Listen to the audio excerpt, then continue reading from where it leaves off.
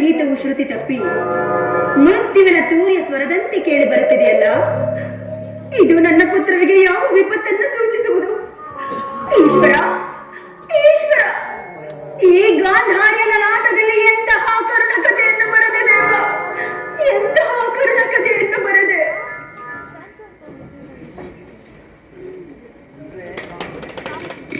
ಅಮ್ಮ, ಅಮ್ಮ, ಏಕೆ ತಾಯಿ ಚಿಂತಿಸುತ್ತಿರುವೆ? ಯಾರು? ಬಂದೆಯಾ? ನಾನು ನಿನ್ನ ಸಲುವಾಗಿಯೇ ಎಷ್ಟೊಂದು ಕಾತುರಳಾಗಿದ್ದೆನು. ರಾತ್ರಿಯೆಲ್ಲ ನಿದ್ರೆ ಇಲ್ಲ. ಸಮೀಪಕ್ಕೆ ಬಾಕಂತ ನನ್ನ ಭದ್ರಹಸ್ತದಿಂದ ನಿನ್ನ ಮಸ್ತಕವನ್ನು ಸ್ಪರ್ಶಿಸುವನು. ಅಮ್ಮ, ನಾನು ಯುದ್ಧಕ್ಕೆ ಹೊರಟಿರುವನು. ನನ್ನನ್ನು ಅರಸಿ ಆಶೀರ್ವದಿಸುತ್ತಾಯಿ. ಯುದ್ಧ? ಇದೆಂತಹ ಕೆಟ್ಟ ಸುದ್ದಿ? ಕುಮಾರ, ನಿನಗೆ ಯುದ್ಧಕ್ಕೆ ಅನುಜ್ಞೆಯನ್ನು ಕೊಟ್ಟವರಾರು?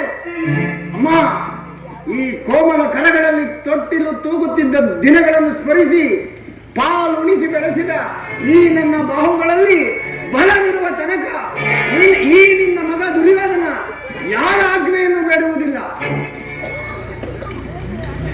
ಈಗಾಗಲೇ ನಮ್ಮ ಸೈನ್ಯವು ಕುರುಕ್ಷೇತ್ರದಲ್ಲಿ ಸಮ್ಮಿಳಿತರಾಗಿ ಸನ್ನದ್ಧರಾಗಿದ್ದು ಅದು ನಿನಗೆ ತಿಳಿಯದೆ? ತಿಳಿದಿರುವೆ, ಆದರೆ ಅದನ್ನು ನಿನ್ನ ಧಾರ್ಮಿಕ ಪ್ರದರ್ಶನದ ಪರಮಾವಧಿ ಎಂದು, ಆ ಪಾಂಡವರನ್ನು ಹೆದರಿಸಲು ಆಡಿದ ಆಟವೆಂದು ತಿಳಿದಿದ್ದೆನು. ಆದರೆ ನಿಜವಾಗಿಯೂ ನೀನು ಆ ಘೋರ ಯುದ್ಧವನ್ನೇ ಆಹ್ವಾನಿಸುವೆ ಎಂದು ಮಾತ್ರ ತಿಳಿದಿರಲಿಲ್ಲ ಕುಮಾರ. ಯುದ್ಧವು ಕ್ಷತ್ರಿಯನ ಧರ್ಮ, ಯುದ್ಧವೂ ಮನುಷ್ಯನ ನಾಶ, ನೀತಿಯ ಪ್ರಣಯ, ಧರ್ಮದ ಮಹಾವಿಪ್ಲವ. ಕುಮಾರ, ನೀನೀ ಯುದ್ಧದ ಚಿಂತೆಯನ್ನು ಬಿಟ್ಟು ಬಿಡು. ದರಿದ್ರ ಭಿಕ್ಷುಕಿಯಂತೆ ನಿನ್ನ ಗೃಹ ದ್ವಾರದಲ್ಲಿ ಕೈ ಜೋಡಿಸಿ ನಿಂತಿರುವ ಈ ಶಾಂತ ದೇವಿಯನ್ನು ತಿರಸ್ಕರಿಸಿ ಘೋರ ಯುದ್ಧಕ್ಕೆ ಆಹ್ವಾನ ಕೊಡಬೇಡ ಮಗನೇ. ಅಮ್ಮ, ಈ ಅಪೌರುಷದ ವಾಕ್ಯಗಳನ್ನು ಕೇಳಿ ಕೇಳಿ ನನ್ನ ದೇವೇ ಜಡವಾಗಿರುವುದು. 100 ಜನ ವೀರಪುತ್ರರನ್ನು ಎತ್ತ ವೀರಮಾತೆ ಒಂದಲ್ಪ ಯುದ್ಧದ ಸಲುವಾಗಿ ಈ ರೀತಿ ವ್ಯಥಪಡುವುದೇ? ಯುದ್ಧವು ಕ್ಷತ್ರಿಯನ ಧರ್ಮ, ಅದನ್ನು ನಾನು ಪಾಲನೆ ಮಾಡಲೇಬೇಕು. ನನ್ನನ್ನು ಅರಸಿ ಆಶೀರ್ವದಿಸುತ್ತಾಯಿ. ದುಡುಕಿನಿ ಕೆಡಬೇಡ, ಕೆಡುಕ ನಾಶಿಸಬೇಡ, ದುಡುಕಿನಿ ಕೆಡಬೇಡ, ಕೆಡುಕ ನಾಶಿಸಬೇಡ, ಪಾಂಡವರೊಳಗೆ ದ್ವೇಷವೆನಿಸಬೇಡ.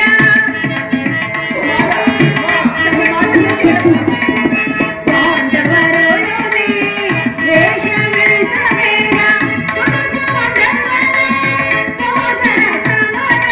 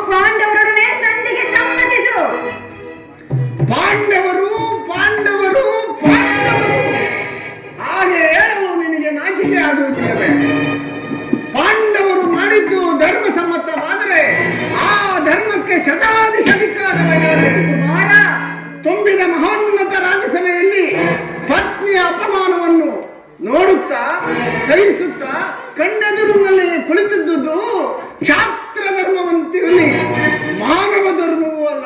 ನನ್ನ ಪತ್ನಿ ಭಾನುಮತಿಗಾಗಲಿ ಅಥವಾ ನನ್ನ ಅಂತಃಪುರದ ದಾಸಿಗಾಗಲಿ ಈ ಅಪಮಾನವನ್ನು ಎಸಗಿದ್ದರೆ ನಾನೇನು ಮಾಡುತ್ತಿದ್ದೆ? ಬಲೆಯಾಗಲಿ ಏನು ಮಾಡುತ್ತಿದ್ದೆ ಕುಮಾರ?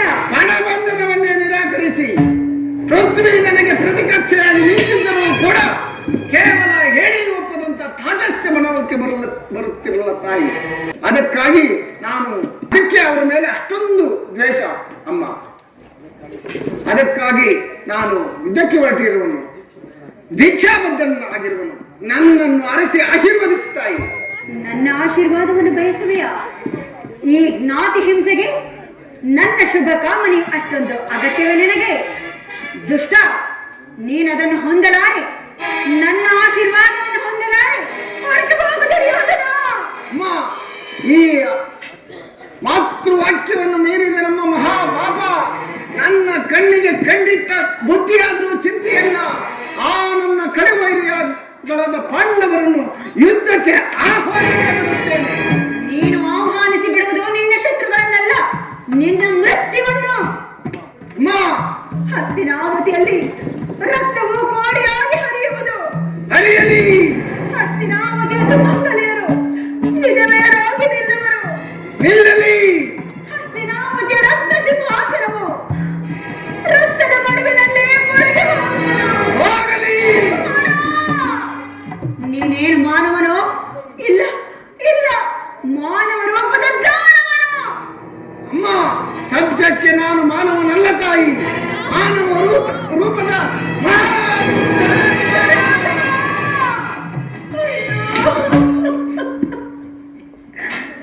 ನನ್ನ 100 ಜನ ಪುತ್ರರಲ್ಲಿ ಈತನನ್ನು ಬಹಳ ಪ್ರೀತಿ ಮಮತೆಯಿಂದ ಸಾಕಿದ್ದಕ್ಕಾಗಿ ಈತನಿಂದಲೇ ನನ್ನ ಕಣ್ಣೀರು ಕಾಲುವೆಯಾಗಿ ಹರಿಯುತ್ತಿರುವುದಲ್ಲ. ನಾನದೆಷ್ಟು ವಿಧ ವಿಧವಾಗಿ ಹೇಳಿದರು ಇವನು ನನ್ನ ಮಾತನ್ನೇ ಕೇಳುತ್ತಿಲ್ಲವಲ್ಲ. ಮಾತೆಯಾದ ನಾನಿನ್ನೇನು ಮಾಡಲಿ? ಚಿಂತೆ ಇಲ್ಲ. ಮಗನನ್ನು ಯುದ್ಧಕ್ಕೆ ಹರಿಸಿ ಕಳಿಸುವುದೇ ಲೇಸು. ಕಂದ, ಬಾ ಕುಮಾರ, ನನ್ನ ಸಮೀಪಕ್ಕೆ ಬಂದು ಮೊಣಕಾಲೂರಿ ಕುಳಿತುಕೋ. ಈ ಗಾಂಧಾರಿಯ ಅಗ್ನಿಮಯ ಸ್ಪರ್ಶದಿಂದ ಹುಲ್ಲು ಕಡ್ಡಿಯು ಸಹ ವಜ್ರಾಯುಧಕ್ಕಿಂತ ಕಠಿಣವಾಗುವುದು. ಹೋಗು ಕುಮಾರ, ಅಪ್ರತಿಮ ಪೌರುಷದಿಂದ ರಣರಂಗದಲ್ಲಿ ಹೋರಾಡು. ಯಥೋ ಧರ್ಮಸ್ತತೋ ಜಯಃ, ಯಥೋ ಧರ್ಮಸ್ತತೋ ಜಯಃ, ಯಥೋ ಧರ್ಮಸ್ತತೋ ಜಯಃ. ಯಾರಲ್ಲಿ ಧರ್ಮವಿರುವುದೋ ಅವರಿಗೇ ಜಯವಾಗುವುದು. ಯಥೋ ಧರ್ಮಸ್ತತೋ ಜಯ, ಯಥೋ ಧರ್ಮಸ್ತತೋ ಜಯ. ಕಾಲೋಚಿತವಾದ ಯುದ್ಧಕ್ಕೆ ಸನ್ನದ್ಧನಾಗಿ ಹೊರಟಿರುವ ಈ ದುರ್ಯೋಧನಿಗೆ ಜಯವಾಗಲೇಬೇಕು. ದಿಗಂತಗಳೇ ಕಿವುಡಾಗುವಂತೆ ಆರ್ಭಟಿಸಿ ವರ್ಗಲೇರಿ ರಣಬೇರಿಗಳು. ಮುಗಿಲು ಮುಟ್ಟುವಂತೆ ಜಂಕರಿಸಲಿ ರಣ ಕಹಳೆಗಳು.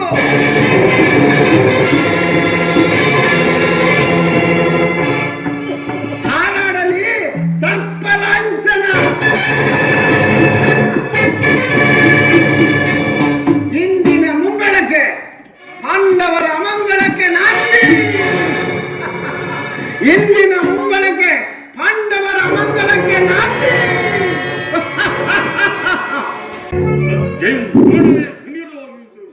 ಅವನನ್ನು ಭೇದಿಸಲು ಯಾರಿಂದಲೂ ಸಾಧ್ಯವಿಲ್ಲ. ನಿನ್ನೆ ದಿನ ಈಗ ಅವನು ಭೇದಿಸಿ ನಿರಾಶಾಗಿದ್ದರು. ಕೃಷ್ಣಾರ್ಜುನರು ಇಲ್ಲಿ ನಿಂತರೆ ಚೆನ್ನಾಗಿತ್ತು. ಅರ್ಜುನನು ವ್ಯೂಹ ಪದ್ಧತಿಯನ್ನು ತಿಳಿದಿದ್ದನು. ಕೃಷ್ಣರಿದ್ದರು ಯುದ್ಧ ಭೂಮಿಯಲ್ಲಿ ಮತ್ತೊಂದು ಕಡೆ ಹೋರಾಡುತ್ತಿರುವರು. ಅವರು ಬೇಗನೆ ಹಿಂದಿರುವ ಸಂಭವವಿಲ್ಲ. ಭಯವೇನು? ಯಾವತ್ತಿಯಾಗಿ ನಾವು ಅದರೊಳಕ್ಕೆ ಮುಚ್ಚಿ ಅದು ಈ ಉಪಾಯವನ್ನು ಚಿಂತಿಸಲೇಬೇಕು. ಇಲ್ಲದಿದ್ದರೆ ಪರಾಜಯ ಖಂಡಿತ. ಕುಮಾರ, ಎಂತಹ ಮಾತು ಇದೆ? ದೊಡ್ಡಪ್ಪ, ನಿನ್ನ ಕೈಯಲ್ಲಿ ಗದೆಯುವಾಗ ನನ್ನ ಪೂಜೆ ತಂದೆವು ಕವಿತೆಯು ಯುದ್ಧ ಭೂಮಿಯಲ್ಲಿ ಹಾರಾಡುತ್ತಿರುವಾಗ ಪಾಂಡವರಿಗೆ ಬಗೆಗೆ ಇದರ ಈಗ ಒದಗಿರುವ ಆಪತ್ತು ಮತ್ತೇನು?